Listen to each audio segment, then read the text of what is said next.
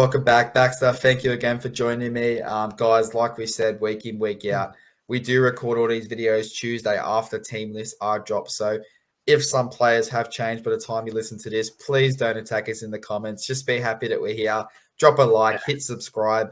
And obviously, Baxter, we're here for the Eels taking on the Bulldogs. It's the 3 p.m. game on Saturday. I'll pop the Eels team list right up on the screen right now. There it is. Obviously, it's a strong squad on paper. A huge boost for Parramatta Eels, and probably the most mentionable player on this team list is Mitchell Moses is set to return from the broken finger that he did suffer in round 20 versus the Penrith Panthers. Jake Arthur obviously does go to the reserve list. Bailey Simonson is listed among the reserves. He is there or thereabouts, but what are your thoughts on this? And I have realised that I've put a double up name at the end, but obviously, what are your thoughts on this lineup? Yeah, I'm just having a look at their extended squad here in front of me. I think it's a little bit early to rush Mitchell Moses back into the squad. From his point of view, obviously you got that broken thumb or finger, whatever it is, that you suffered 3 weeks ago. I think it's a bit you're rushing him in. Obviously, they lost without scoring a point last week against a really good side with the South Sydney Rabbitohs. So I don't think it was the worst thing to put Mr. Arthur in to run this side around. So you're going to have to wait and see. It is against the Bulldogs. Again, Para are playing for their season, and they do sit in that comfortable 7th spot, but they do have the second worst for and against there at 28 points in the positive.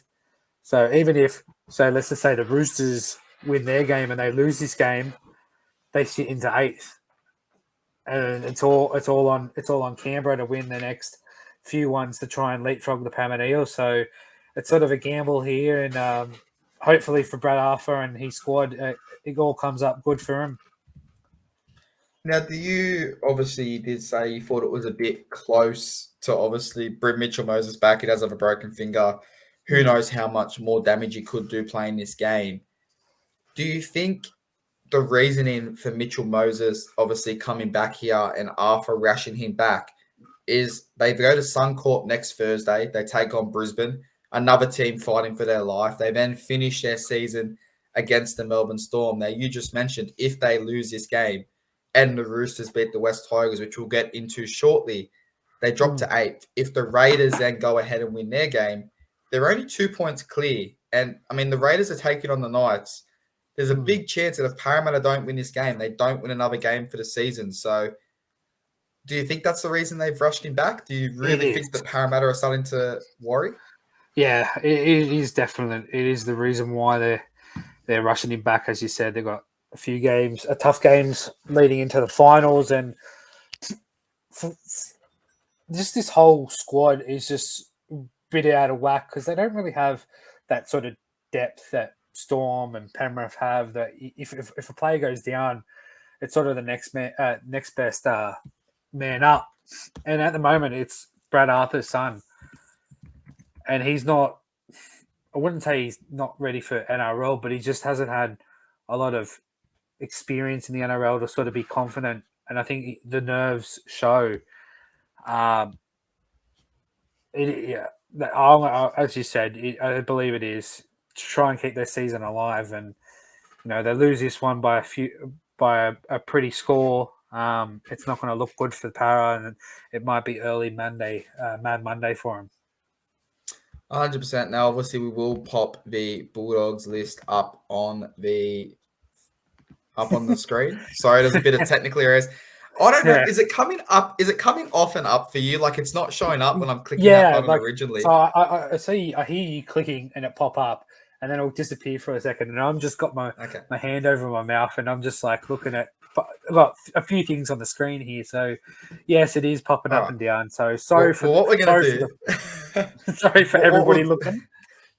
What we'll do for the next couple is I'm going to pop it up on the screen. I'm going to click it once. If I don't see it, you just need to give me that little thumbs up because obviously I still can see you in the bottom. But obviously looking at the Bulldogs lineup, it is an interesting one. Obviously, not shown 100% on here right now is there's a lot of big players joining that extended bench. Number 22 is Luke Thompson. Number 23 is Tavita Penga Jr. So there is a lot of players that they can bring back. Let's talk about the big talking point of this Bulldogs side. It's the coach coming in next year. These players, obviously, Ciraldo was announced. Was it Sunday? I sent you that message to say Ciraldo was announced. Yeah, it was about Sunday 1:30ish. Just come out of the hospital, and I got a quick text message from him saying, "Chuck it on to 2GB. They're announcing something." And next minute, Cameron Ciraldo signed a big 5-year deal to be the head coach of the Canterbury Bulldogs.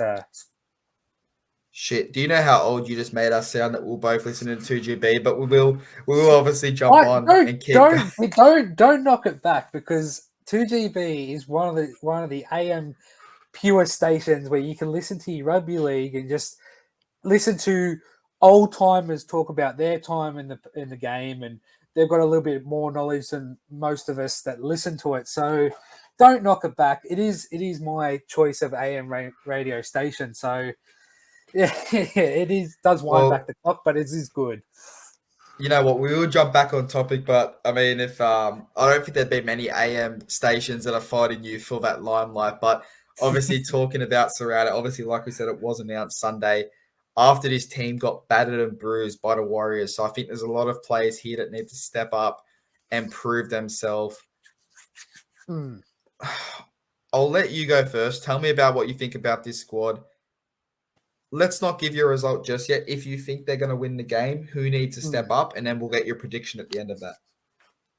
I think everybody needs to step up. It's not just because of what happened last week. I think the timing of the announcement sort of masked the loss they did suffer to the New Zealand Warriors over there. So I think it's more so every player needs to step up, because they're going to be playing for a position next year. Obviously, Cameron Ciraldo is going to come in with a great number 9 in Reid Marnie, and obviously Viliame Kikau from the Penrith Panthers. So they're two really good players that you got to try and put them in somewhere in this team. So everybody's going to be on high alert on who wants to be playing in that position next year. Is it going to be me, or is it going to be the mate standing next to me? So, as I said, everybody's got to stand up. Maybe Tavita Pangai gets on the bench. Maybe Luke Thompson does, but wouldn't surprise me if this 1 to 18 or 19 players go out there and run out there on Sunday. It was a bit of a weird one, because obviously they did name it. It's not an error on the screen. They did name it 1 to 17, and they had Declan Casey in the 19 jersey. So it wouldn't surprise me if a player does pop in like a Luke Thompson or like a Tavita Penga Jr. But obviously a team playing for pride, a team playing for a new coach next season versus a team playing for the season. How do you see this one ending up? Look, given on the back of last week, Parramatta Eels and the added inclusion of Mitchell Moses, I'm going to go really, really tight, and I'm going to go Bulldogs 1 to 12. Sorry, you've absolutely thrown me off there. The way you were talking about Mitchell Moses coming back in, and obviously, thought that you were going to give the listeners a little bit of insight. You and I, we were talking obviously Saturday when we went to watch the Cowboys lose to the Roosters.